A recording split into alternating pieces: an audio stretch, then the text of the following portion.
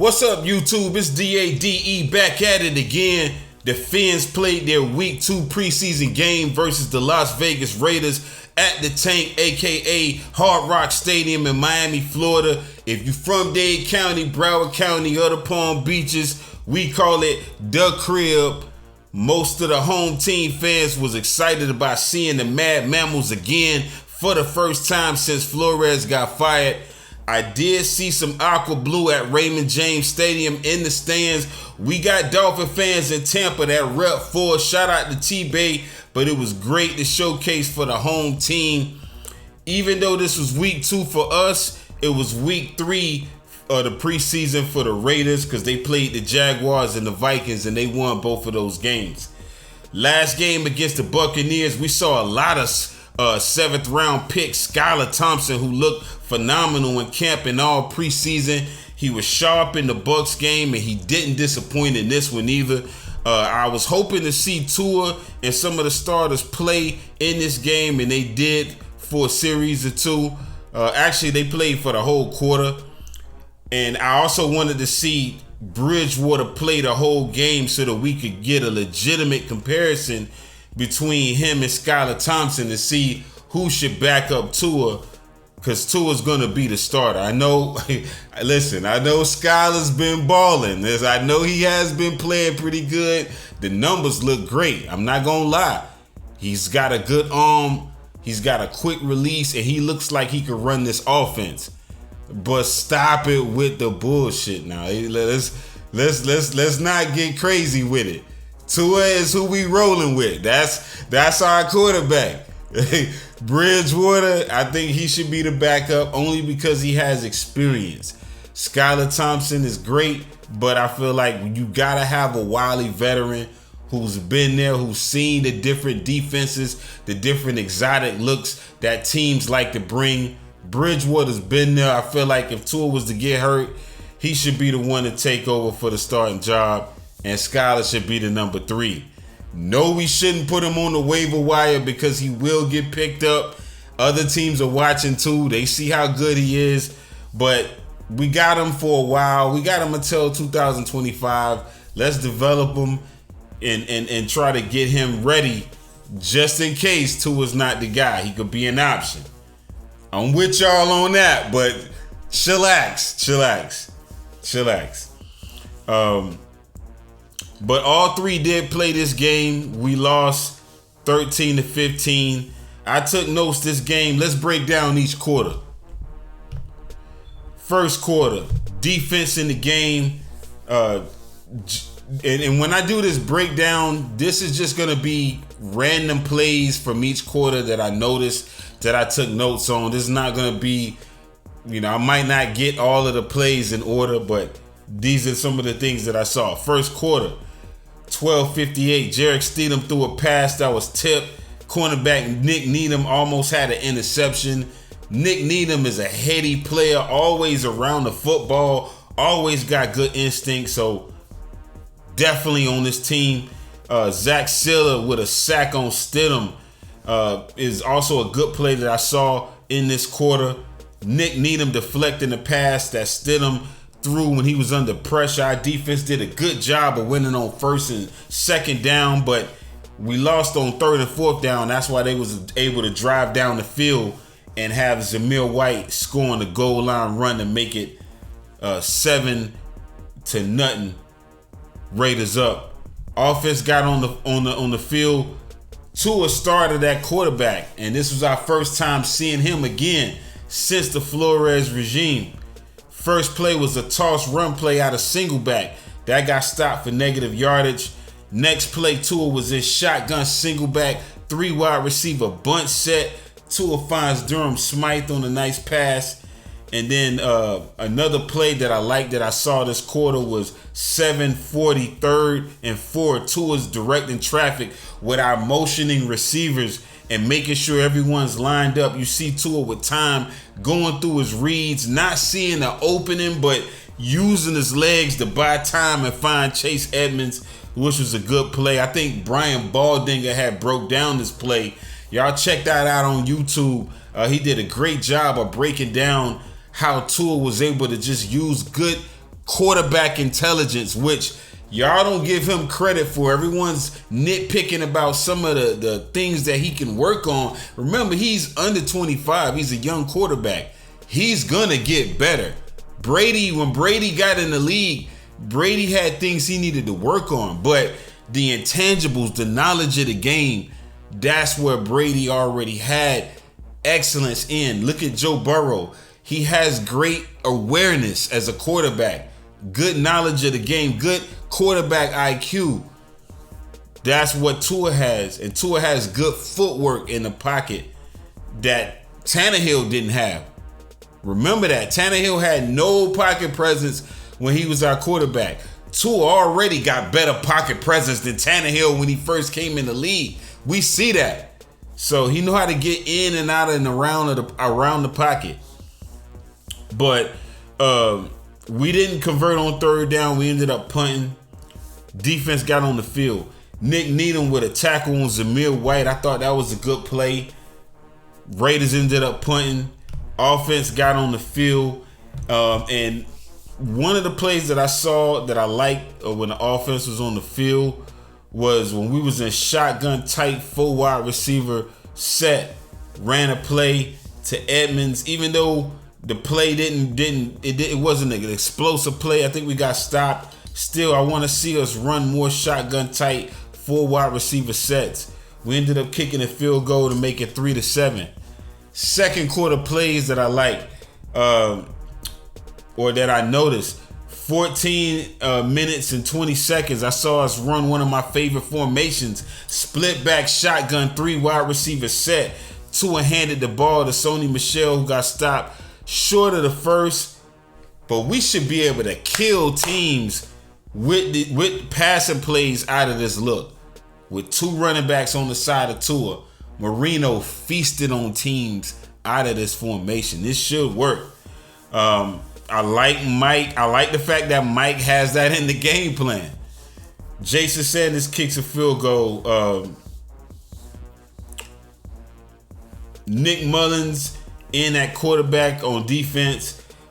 He completed a few passes on us, but we was able to collapse the pocket on him and force a punt. Offense, Tony Bridgewater came in at quarterback. Bridgewater gets sacked in the end zone. He's scrambling out. He held on the ball too long. Should have been threw the ball away, but he ended up getting the safety, and they got the ball back. Another play that I saw that I liked was 8:23. Cornerback Mackenzie Alexander already making plays. We just got him. He had a good pass breakup. 8:14. Clayton Fedgerland makes a sound tackle to stop Kenyon Drake from converting to force a 3-and-out. I thought those 2 plays right there impacted that series. So that was something that I took notes on. Offense, Solomon Kinley in at guard. Bridgewater found Braylon Sanders and River Craycraft on rope passes, and he was accurate with the football in this series. Found target Gesicki on the curl route, but he dropped it after a hit from Abram. That was on Gesicki. That definitely should have been called. Would have been a first down. We ended up kicking a field goal to make it 6-9. Third quarter. Offense, Bridgewater starts the third quarter. First series, he had a 3-and-out, so I didn't like that.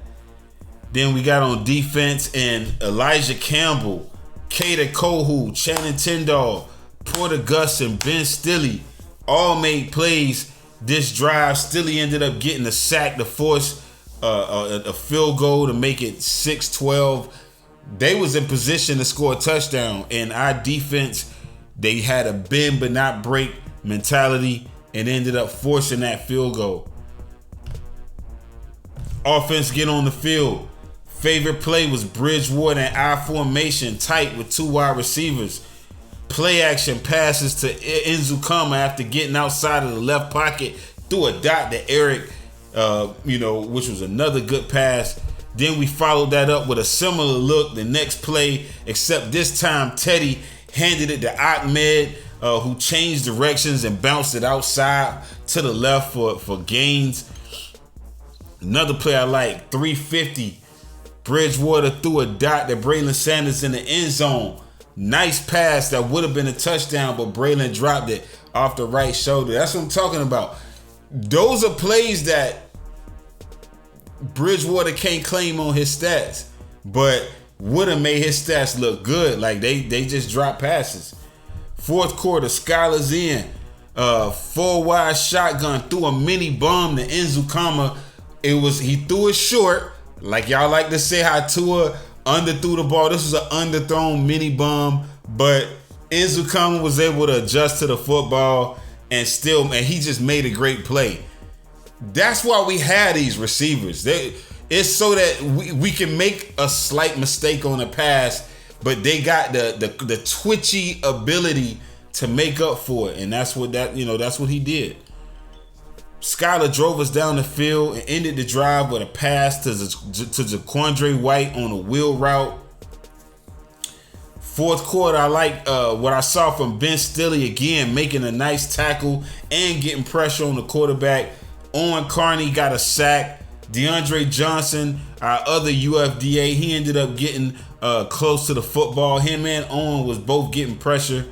So I like that. Game stats, passing stats. Tua went 6 for 8, 58 yards, no touchdowns, no interceptions, no sacks taken. Teddy Bridgewater went 10 for 20, 119 yards. Skylar Thompson did the most damage, completing 9 passes on 10 attempts for 129 yards and a touchdown. No interceptions, no sacks. He had a QBR of 152.1. Props to that boy Skylar. Balling. Rushing stats. This was another game where we didn't commit to the run. Only 18 carries as a team amongst 7 running backs who touched the ball. None of them was able to break for long gains in the attack. Receiving stats. We had 25 wrecks for 306 yards as a team. 12 players got a wreck, and the only one that scored was running back Jaquandre White on that wheel route. But Eric Nzukama led the way amongst the receiving group with 6 receptions for 119 yards and averaged 19 yards per wreck. Braylon Sanders and River Craycraft also put in work, as well as others. O-line play. I think the O-line play was good enough for us to win the game. We didn't move men around in a rush, but we only allowed 1 sack, so props to the O-line for that. Defensive stats. Defensively, we had 62 tackles, 33 solos, 4 sacks, 6 TFLs, 5 PDs, and 8 quarterback hits. Our rookie linebacker, Channing Tindall, had a good game and showcased his pursuit with 6 tackles, 4 solos. I thought that was good. I was most impressed by Porter Gustin again, Ben Stilley, Cameron Good, Owen Carney Jr., and I'm going to focus on Gustin and Carney. Gustin had 5 tackles, 3 solo, 1 sack, 1 cute quarterback hit. Ben Stilley had 3 tackles, 2 solos, 1 sack, 1 TFL, 2 quarterback hits. So I was real impressed with Ben Stilley, who we definitely got to make a roster spot for him. I would put Owen Carney Jr. on the practice squad. I definitely see potential in him because he did some of everything in this small sample size. 1 tackle, 1 solo, which is 1 sack, 1 TFL, and 1 quarterback hit. We got to keep him on the team. Special teams, we didn't make no explosive plays on special teams. Jason Sanders, he did his job. And now I'm going to get into the big fish ballers of the week. Zach Siler's on the list. AVG's on the list. Jalen Phillips, Porter Gustin, Kader Kohu, Ben Stilley, who I just mentioned, Eric Nzukama, Nick Needham is always on the list. Elijah Campbell, Owen Carney Jr., Skylar Thompson, Teddy Bridgewater, and Jaquandre White. Last time Shula coached against the Raiders was in 1994. We won this game 20-17. Art Shell was the head coach of the Raiders, and they had Jeff Hostetler as their quarterback, who won a Super Bowl with the Giants. So Al Davis was trying to put together a good roster. Dan Marino played this game for us at Joe Robbie Stadium, and this was a sloppy game for both quarterbacks. Marino only completed 17 passes, on 37 attempts, 2 touchdowns, 1 interception. He also fumbled from a strip that led to points for them. And running back Mark Higgs also had a bad fumble this game. We had a 3-headed running back monster of Higgs, Bernie Parmalee, and fullback Keith Byers.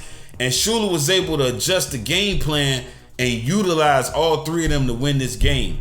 Our defense was all over Jeff, hitting him every chance we got. He only went 8 for 23, 95 yards, 1 touchdown, no picks. We was just sticking his ass, man. He was bitching so much to Coach Art Shell that Shell ended up benching him before the half and put Vince Evans in. They must have patched things up after halftime because he put him back in the game to get a spark. And Hostetler did get a touchdown, but Shooter the legend found a way. He leaned on the ground game, fed running back Bernie Parmalee, who had 30 carries for 150 yards. And that's how we pretty much upended the Raiders. That's why I like doing this. Is my favorite part of the show. I know it make it kind of long, but Coach Shula, he always found a way, adjusting the game plan. Hopefully Mike McDaniels could do the same thing. Next game I'm going to cover is the Philadelphia Eagles. That was our final preseason game. I want y'all to make sure and click the like button and subscribe to the channel if you like this video. And please join the network. Till next time, signing off, TBFN.